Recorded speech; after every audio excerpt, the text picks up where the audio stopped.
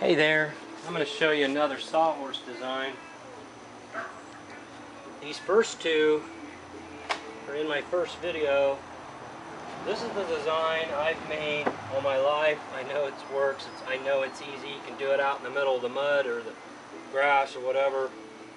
If you have a bucket or something to get started, it's easy. If you have a concrete floor, you just work off the floor and sit on the floor if you have to. If you have a bucket, I showed how to use a bucket, make some cuts. The second horse is brand new to me. I've never made this horse until I made this one. I've never seen anyone make this horse. In the Midwestern United States, I've never seen a carpenter one time set up and make these. But I know in the United States there are people that make this horse, and I know that this is popular across the world and has been for many, many, many decades. So I know it's not a new design. I know it's a traditional design, and I know people make it because it works. And I've made one, crudely, and I know it works. I know it will work.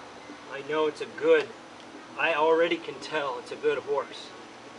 The way the legs flare out in both directions, and I didn't even cut the bottoms at their finished cut. I just left them rough, square cut. But in a grassy area, this just bites in and is solid. I like the width. Because my others were compact and they were only 32 long, I made this 32 long. So again, American 2x lumber, 1.5 inch thick, 2x6 top piece. I had some scraps of 2x4, so it's 1.5 inch by 3.5. I threw 1/4 inch plywood on the end. It probably should be 3/8 or half.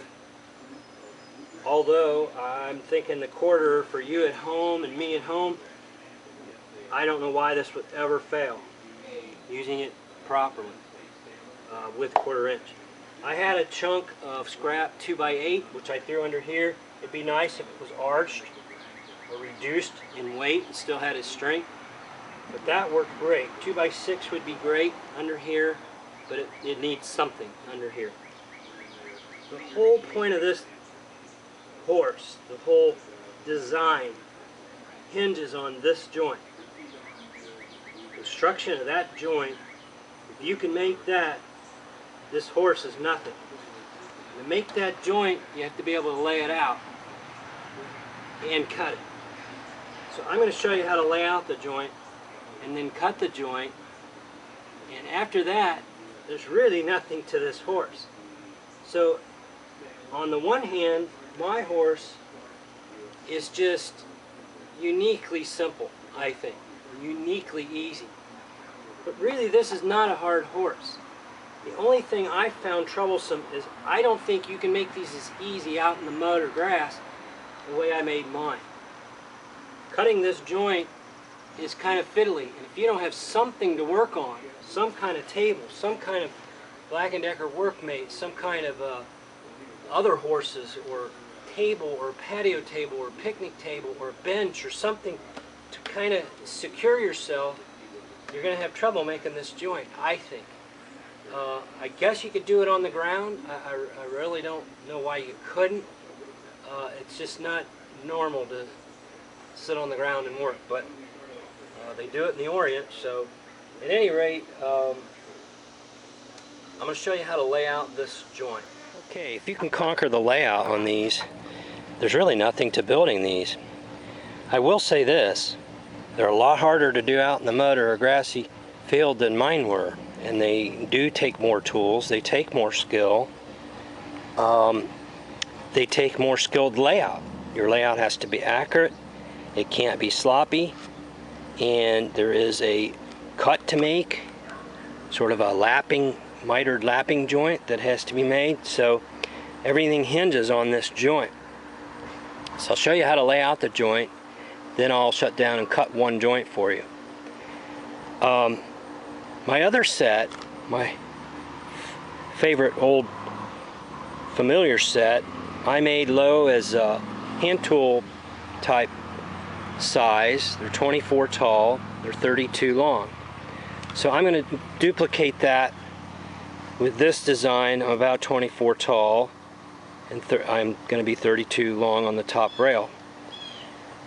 We're working with an angle of 14 degrees, or 4:1 ratio. If you want to lay it out on a piece of plywood and then set a bevel to it, you can do that. You can use a speed square and just keep using 14 degrees. You could put a stair gauge on a speed square like I did in my first video. There's another old tool that I use from time to time called a squangle, and I like it when I'm doing an angular thing and it sets down tight with the screws and won't move. And it has some readouts for the degrees and all that, but the reason I like it here is because I have both sides of a reference surface.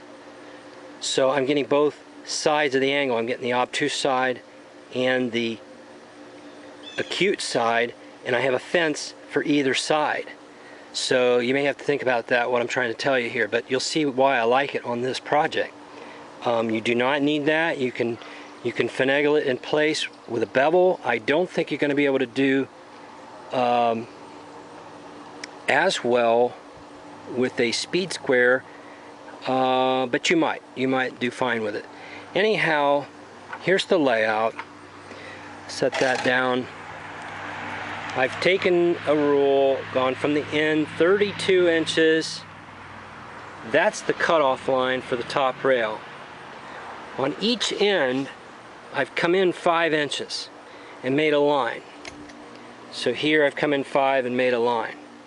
And that line, if I go to this sawhorse, that line corresponds to this outermost corner top of the legs, and they splay on that angle 14 degrees in both directions. And then if you notice, they come over along the bottom of the rail, they come over, and there's a square cut here, and that makes this like a wedged fit, and the more weight that's put on it, the more it wedges. So that's a clever design. It's no wonder this design has endured for a long time. This inset I don't think is that critical. I've chosen 1 inch. We have 1.5 inch lumber, so I've come in 1 inch in every case and shaded it in. Now if I turn this on its edge, or let me leave it the way it is and see if I can show you. When you come in 5 inches along the top, you do the 14-degree angle down. This measurement here is based on putting a leg in place. You put a leg there and you mark this bottom corner. It happens to be 3 5/8. On American lumber, we're 3.5 inch lumber, and along this diagonal here, it grows to 3 5/8. So you square that up. That should work on the other side as well if you've laid it out accurate. So I've shaded this all in. You're going to remove this. On the bottom, you're not taking out as much material. If I set these legs down, I'll turn it on edge. On the bottom of this cutout, you're only going down 3/4. So I think I told you 1 inch. I should say 1 1/8. This is 1 1/8. I'm sorry I said that earlier. It's not 1 inch, it's 1 1/8 here and 3/4 down on the bottom. It could be 1 inch, you just have to do less on the bottom. Because if you lay out this angle on the end, there's the bevel, which should be 14 degrees, that you're trying to create in this cutout. So let me recap. 32 inches long, that's the length of the rail. Come in 5 inches on each end. That's to the top corner of the leg. 14 degrees down, 3 5/8 on the bottom. Square cut here. Top, you make a line 1 1/8 in every case. bottom 3/4. That will give you this amount of splay. I didn't draw it over here, but it would show you that's a 1:4 ratio. Now, these cuts are harder than they would be with a Western saw and no horses. Imagine trying to make this cut accurate. First of all, I don't think a regular panel saw is as nice as it would be to take a tenon saw. You can make those with a tenon saw. And when you cut, you're cutting to your top line and your bottom simultaneously, so you're kind of sawing on an angle. I made several cuts and then knocked pieces out and then pared it smooth. So I'll get set up and make one of those, but first let me show you the legs, because they're the other complicated part. And if you can get this in your mind, put these up here, if you can get these in your mind, the whole thing falls into place. Match it up in pairs. The legs, to get this height that I've described, a finish height of about 24, I went 26 inches. This would get cut off square. It can be made on the angle, and should be, but you may want to do it after the fact. I didn't even cut this first prototype, and it works fine in the grass. It's very solid. But at the top, up here, you're going to go the 14 degrees in opposing angles, mirror image of each other. Now, if you can picture, the layout then takes off from the highest point. So if we lay this down and lay this down, you'll see that we came from the highest point 14 degrees and down. And if you just rotate around, you keep doing 14 degrees.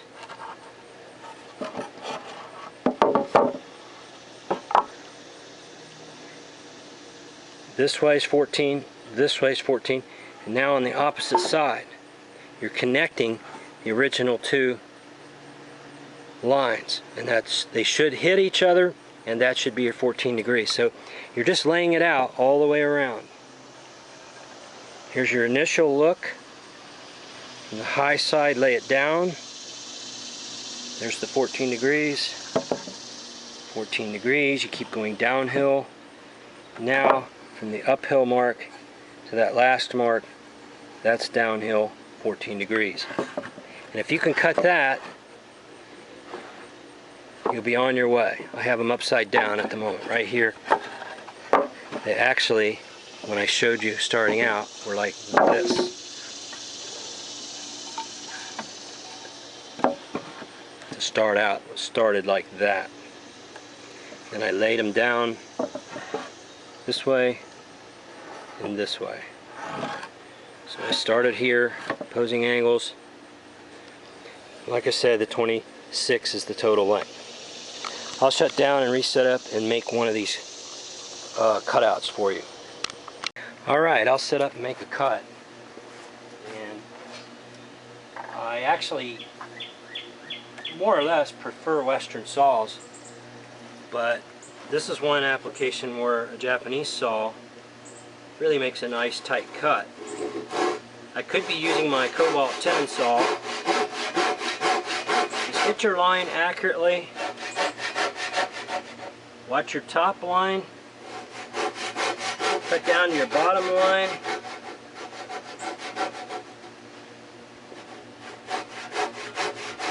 Now you're having to just guesstimate that angle without going past either line.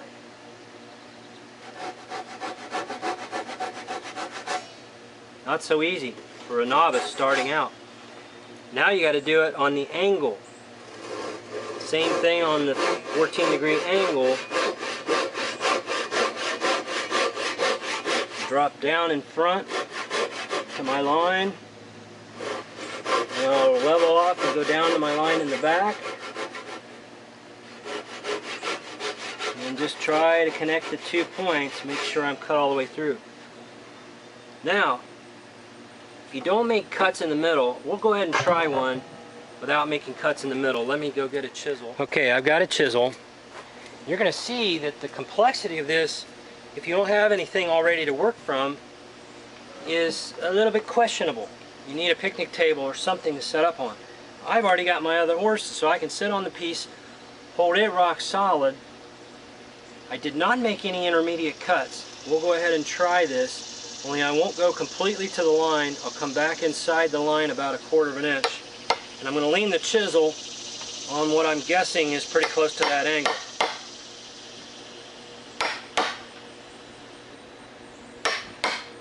There goes the piece, and you can see what's come out. It's nowhere near what we want.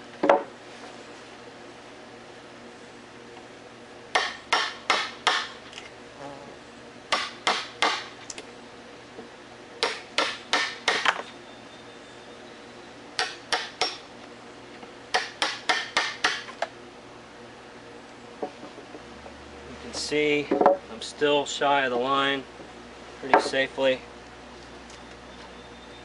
Now I'll work in to this corner.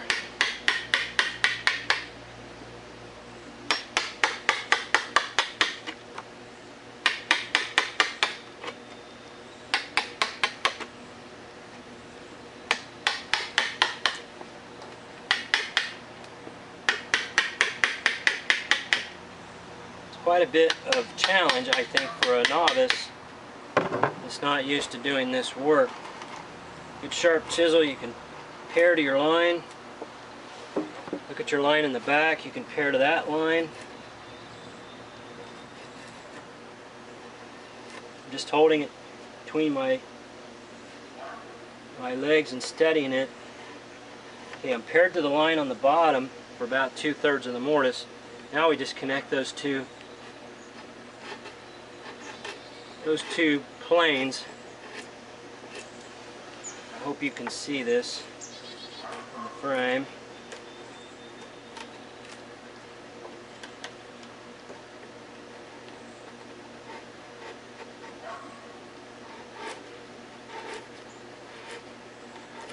Very sharp chisel helps. Now I have to work backwards. A little bit of hand pressure here, hand power.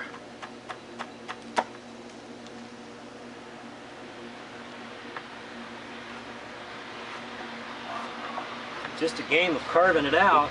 Turn it over, here to this line.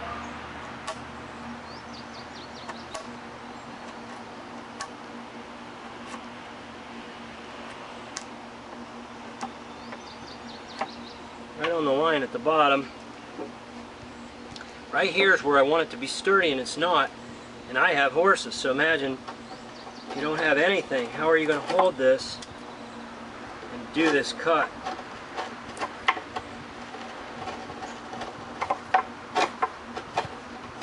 Even power tools don't help you here. They don't solve this challenge here. I've got my knee on it.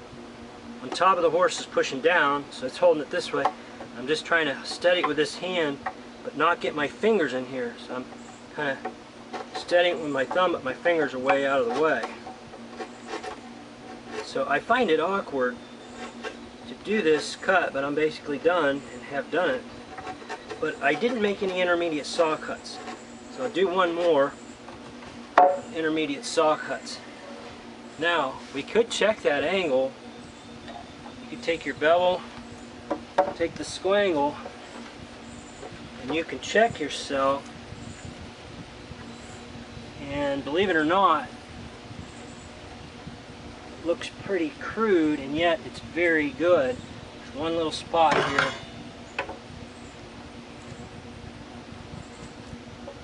Pair this spot, and I will take the camera out and show you this mortise, I guess you would call it.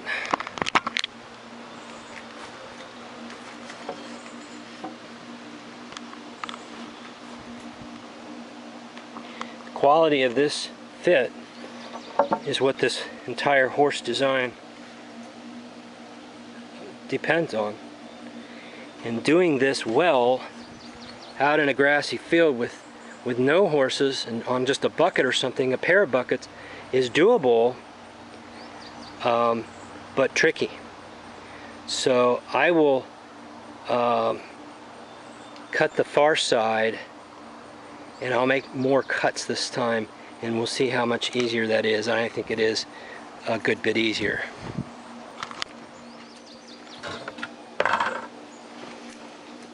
Make this angle cut first. I'm using the Japanese pull saw, but very easily could be using my tenon saw. I don't think I would want to use my big panel handsaw, Western style handsaw. It's just too hard and rough cutting for this fiddly of a cut. Okay, I'm to my line here, so, and I'm into to my line in the back. I just need to test the angle. Looks pretty good. Now I'll do this end.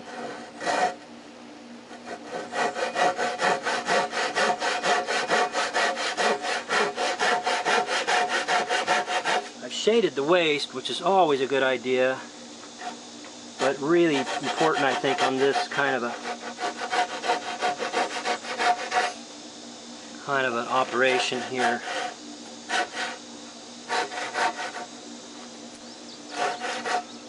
You can lean this and help yourself establish that angle. And to the line there, and to the line here.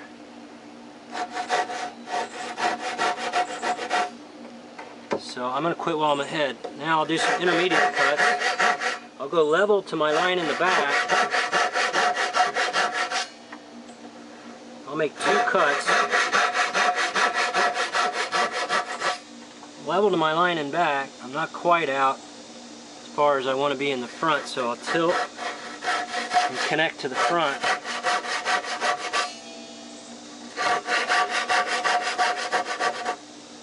Doesn't have to be perfect. I think not overcutting aids in the strength of the joint. You can always pare away more, but if you overcut, you've weakened your board technically. Let me see if you're in frame.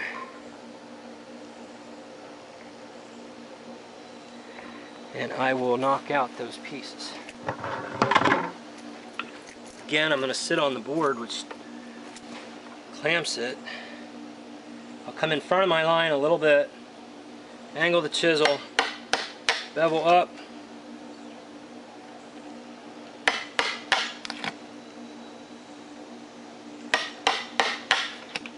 so there's the bulk of the chunks. A lot to remove in the back. I'll go ahead and knock a little of that off.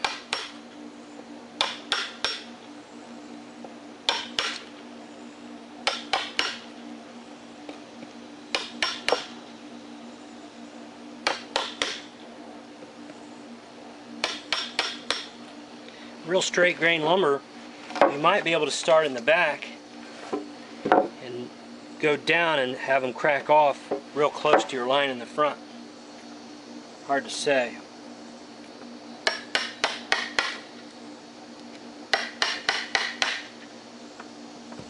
I think I'll just pare from here out, sit on the board, pare to my line in the back,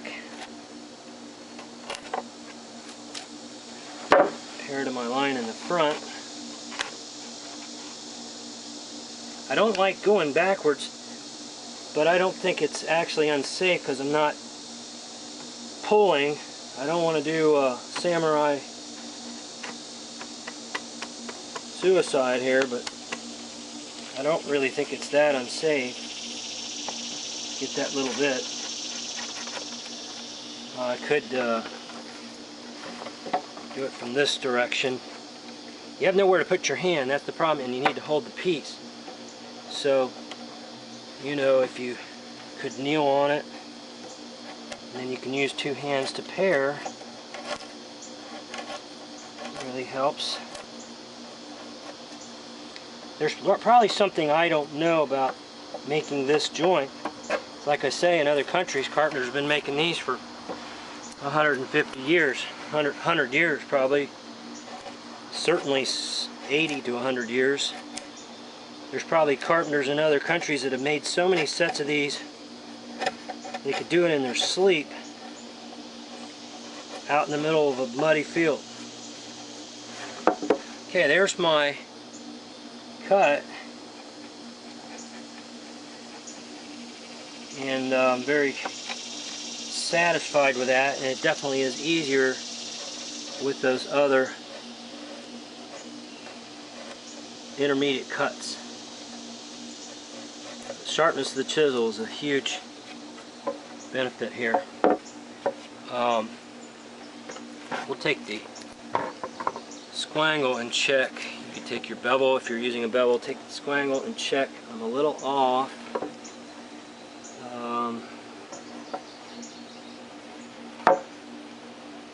To an eighth. Yeah, it's in the bottom. I need to go in a little bit on the bottom. I can see my line here, so if I was to just darken that a little bit, I need to pare a little bit more off the bottom. I'll go away from me this time, like this. There's to the line. Sit on the piece and go this way, away from me. I think you want to find a way to always be pushing away from yourself. Now you can see that bump here, and connect.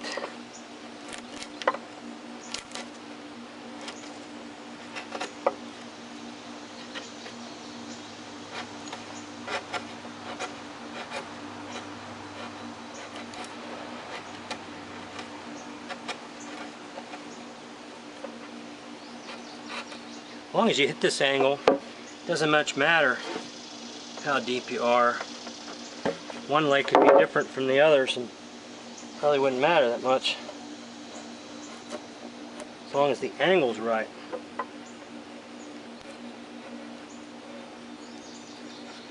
Okay, let's check it again. Now we're right on the money. Make sure you're in frame. Hope you were in frame, most of that. Okay, I cut the two legs that I laid out to length. Now I'll make one of these angle cuts, and I will say this: if you can somehow struggle and get one horse made, it'll sure be easier making the second one. So now you got a surface to work on, and you could even clamp the piece. So I'm just going to cut this on the angle. Lean my saw, use my layout lines. I'll cut down in front, cut across the top. It's a hard cut to make for a beginner, I think, especially by hand.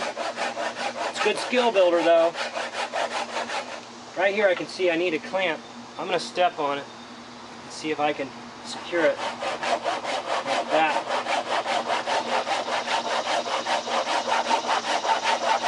I'm going to stop. I'm on my top line. On this line, beautiful, so I should be safe to cut away.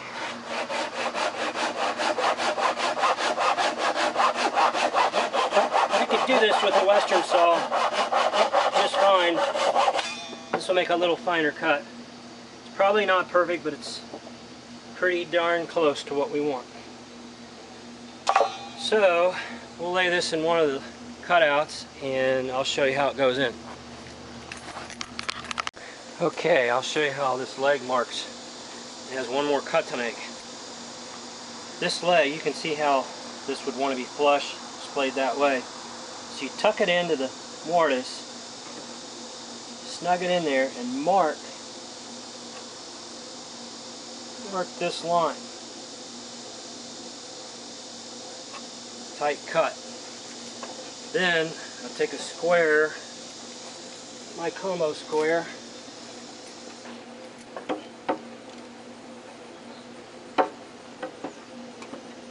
and square that line I made a mark down here in the front corner. We'll square that, and we'll square it down. That's the only two lines I need to make that cut. I'm just going to cut that, use the ripping teeth. I can see both lines, and I'll just make that cut. I'm going to cut the line and all.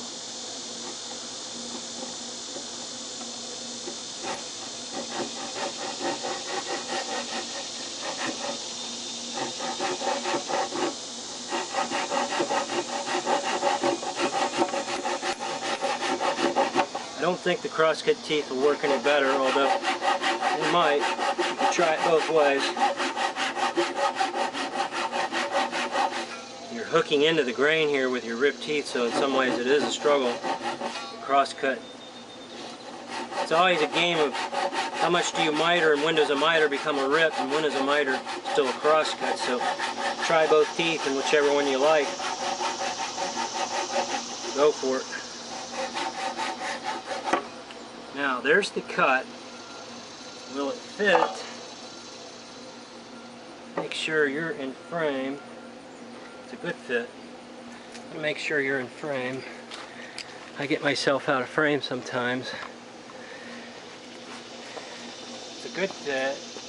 And if it's loose, it's not a big deal if it's a little loose, because all it's going to do is go upward and seat in there tight. And that's what it's done. There's very little excess there, and I like that. So that's a good arrangement. Take a mallet or hammer and seat that. Drill 3 holes, sink 3 screws in it. You're well on your way. There's a little bit of high spot there, as there was on my first one. I just hand planed that off, flush. It really doesn't hurt anything if it's sticking up, but I planed it off all flat. I'll show you something that I have picked up on. The bottom cut is not as deep as the top, because we said 1 1/8 in on the top and 3/4 on the bottom. And I've noticed that, especially with the Japanese saw, but if you'll set up with the bottom away from you, if you can do that, and saw level to that line, like this. Saw down level till you're on that line. Now just tilt your saw, lower your hand down to your front line, your top line. You can get that saw to land on that 14-degree angle better, and I think the quality of these cuts improves the quality of the chunk when you knock that chunk out of there. You turn the bottom up and just go level. I'm going to go right on the line. Not going to pound it all the way off. Might tilt the chisel a little bit. Basically level. There goes a chunk that's 3/4 right on the line. There goes my other chunk. On the top, that second one even broke to the line, to the cuts, the line of the cuts. So there's very little pairing there. So the quality of that cut, or multiple cuts, really enhances how that chunk comes out of there. Now I can just pare down from here using that first one. I can reference like that. You know, it's not a piano, so it's not necessarily got to be perfect, but quality of this cut is what the design relies on. So quality of this fit, so you do want it as good as you know how to get it. I'll show you another thing that I think someone who's made 100 of these would tell you. They're an old pro at doing it. I'm cutting the other two legs. I had two short pieces, I've already cut two legs. Two things I think an old pro at this style would tell you is letter your mortises as you do a leg. Letter the leg, match it to a mortise. Number two, if you're cutting the leg out of a long piece of fresh timber and you've started off and you've made that cut, then make that cut accurate, and you only have to make it once. Here with the piece. Now that becomes the top of the other side. So if you think about how they were laid out, like this, now you flip them around as a mirror image. There's your long point. I cut this first one, I pulled 26 to this mark. So now all I have to do is mark the other end and cut a square cut. So it's not like you've got to make, really only, in fresh timber, you've only got to make two of these angular cuts. It's only if you're using scraps that you'd be making more of those cuts. Now you're just making a square cut to match the other leg.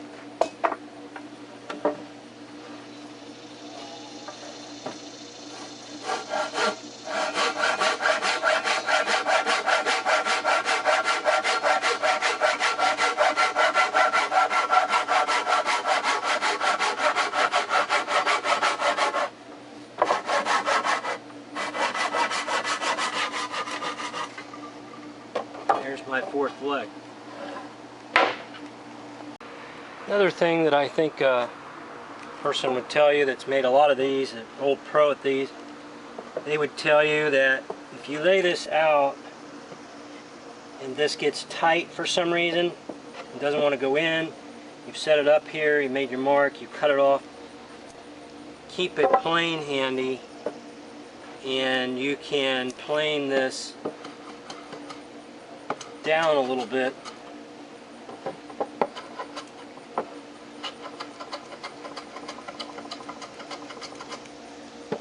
and make that drop in very nicely, like that.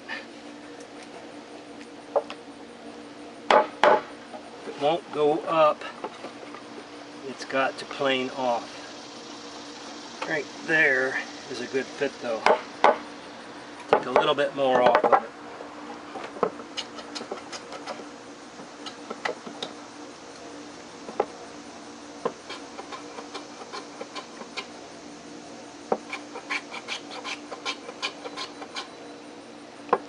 Like that. And it should drop in there.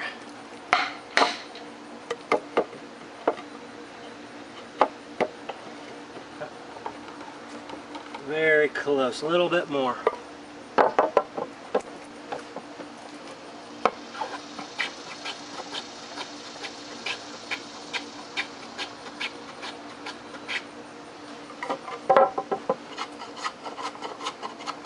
Fit that we want. Right there. That's the fit you want. But anyway, fit it with a plane and you'll get the best fit. I'll show you one other idiosyncrasy about this design, and I knew this on the first one, and that was one of the reasons I put 1/4 inch on these ends. Is if you look close, when the legs splay out, they have a little gap. Instead of this sitting tight, it's tilted in on both sides. So there's a little gap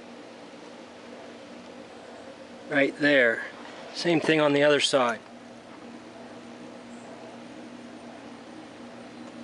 In other words, when the leg kicks out, these two faces aren't in the exact same plane.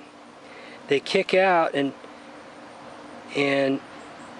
as they kick out, they turn a little, this corner. So in order for them to be flush, you would actually want to plane off this leading edge. or do something up to this joint to twist that back more into the same plane, about 1 or 2 degrees, maybe 1 degree. And it's so slight, I can't imagine a lot of guys worrying about it.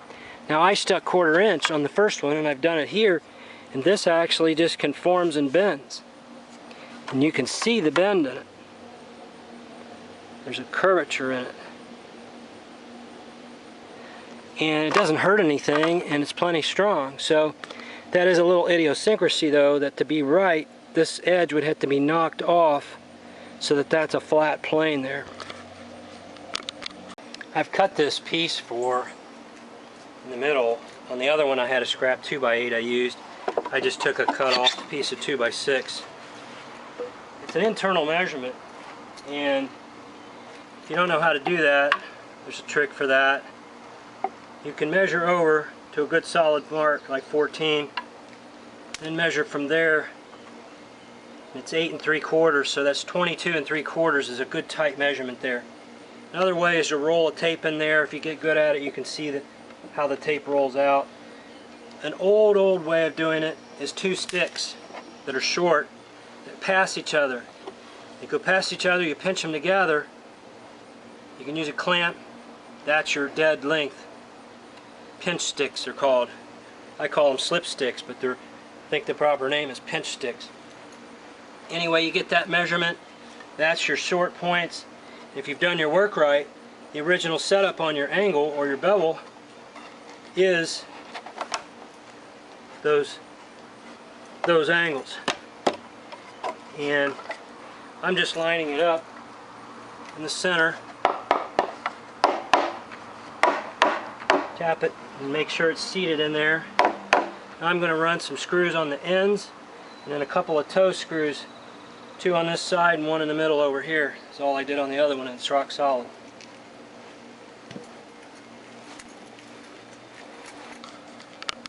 Okay, I've got the completed horse. There's a hair difference in height between the first one I made, which is the first one of this type I've ever made, and the second one. And I think it's because the second one is a little more accurately made. I can always trim the bottoms, which I haven't really done yet. And when I do that, get on a flat surface, take a 2x4 block and just go around and mark all the feet, and while I'm at it, make the two identically the same height. A lot of times it doesn't matter out in the grass, but if you're working on a hard surface, you want them to be the same height. Here's the tools I ended up using. This kind of saw would be good for this project. I used a pull saw, a Vaughan pull saw. It's already back in the shop, but this one, I made some cuts with it, and this would do good for everything on this project. If you're using a Western saw, I would say at least use a 10-point panel saw for a finer cut, 10 or 12 point. I was going to use a tenon saw, and I think a tenon saw would be fine. So those would be options. It gets a little hard to make these cuts with an 8-point handsaw unless you have a way to hold it. So, you know, if you have a table, a picnic table or something, a Black & Decker workmate, you could do this project a lot easier, because I can't tell you how much easier it was already having a set of horses. So we'll talk about that in a minute. But anyway, either a pull saw, this style, or the 2-sided Ryoba, or say a 10-point Western saw, or a back saw or tenon saw would be the right saw for this job. Of course, you could use a circular saw. I used a combo square. I used the squangle. Could have just as easily used the bevel. Either one would work. The squangle locks down and does not move, so I decided to use it on this project. This is only an $8 tool, and it's an old tool. It's probably 30 to 40 years old. I know it's at least 35 years old. It's probably 40 or 50 years old. It's actually a good tool. I used a folding rule. You could use a tape. I used a plane, had a hammer, a chisel, the battery drill. Like I say, you could use a tenon saw to do the whole job, and might need to with this kind of joinery. So at minimum you have 1, 2, 3, 4, 5, 6, 7, 8 tools I used on this project. So a few more hand tools than the other one. I did it with 5 on these.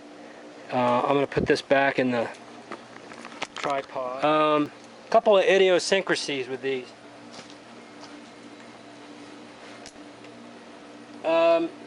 This joinery has to be tight. Now, these actually do better when they're loaded. Everything tightens. There's a certain amount of, I don't know if I can make it do it now, but there's a certain amount of creaking and squeaking like that, and it's those joints seating. Another thing that's quirky about these is if you're a saw or a power saw guy, or even a hand saw, in my mind, you never want to hit your horses, but you frequently do. So in my mind, you don't want nails or screws near the surface that you're going to saw into. Well, these screws are right here. So if you saw through here, you're going to destroy this joint and probably hit a screw if you're going to power saw on these kinds of horses. So to my feeble mind, the first style, my old favorite style, my old familiar style, is a good design because it has a chunk of nothing but wood sticking up so that you can saw, and if you do saw into your horses, no harm done. Some people chew the heck out of them. I don't like to saw into them if I don't have to, but I occasionally do, so that's what it's for. Here, I wouldn't want to saw into these at all. So that's a little bit idiosyncratic about this design. Another thing that matters is that, as with the first design, the selection of lumber is very, very critical, because if you get twisted lumber, these two legs came out of a crooked piece of lumber that I had laying around here, and they were a little more problem to fit. And I'm not sure they're sitting exactly like they should, but like I say, I can trim the bottoms and get these dead nuts if they bother me. If I get out on a concrete floor somewhere and these are rocking, then yeah, I'm going to whack these legs off. And they're easy to do. They're easy to whack off. So there's a couple of thoughts. I mean, it's a good light design. It's a super strong design. I'm sure there's experts out there that might see this and have lots of critique to add, and I would welcome that because, like I say, this is a new thing for me to make, but I'm impressed with the design. I know it's a historical, popular historical design that, if not in this country, certainly abroad, it's been used for decades and decades. So they probably are made in this country. I just, in the Midwest United States, all of my life, I'm third generation carpenter with a family from Tennessee in the South, and from third generation on both sides in construction. And the other family was up north in northern Ohio, Cleveland, and they didn't use this style. And then down south, they didn't use this style. And then all over the Midwest that I've been in, I've never seen a carpenter ever make these in the Midwestern United States. So that's why I say it's an unfamiliar design to me, and yet I know of it from seeing it in books and TV and YouTube now, and I know it's got historical precedence. I know it's been used abroad for decades, and like I say, maybe elsewhere in the United States, I don't know. So, you know, there may be somebody watching that's an expert on this style of sawhorse and can add any expertise, and I welcome that. I'll be making more of these, and I'll get it good at it. On my second or third set, I'll begin to get really good at it and find tricks. And this geometry here that is not a flat plane, that's an easy thing to saw, either in the joinery or by planing a little edge off of these two outer corners and make this a flat plane. I used 1/4 inch here. It seems plenty strong, but probably want 1/2 inch plywood on the end. But yeah, I'll use these, and I know that I'll like them, and I know they're stable and they're light. They're not a problem. They actually stack better than mine do. Mine stack, but not real well. These stack probably a little bit better, and that's a plus if you're trying to save space. I like some of the folding designs that are out there. If you need that, I think that by all means look into that. I'm not going to make a set of those. My next set and final set that I'm going to make, I think final set, is more of a table design, and it's going to be a ways off before I make that, so don't look for that right away, but probably in a few months I'll make that design. But these are the two I wanted to make right away. This one out of curiosity, that one out of familiarity, and that it positively has worked for me. So thanks for watching. I hope this helps some people.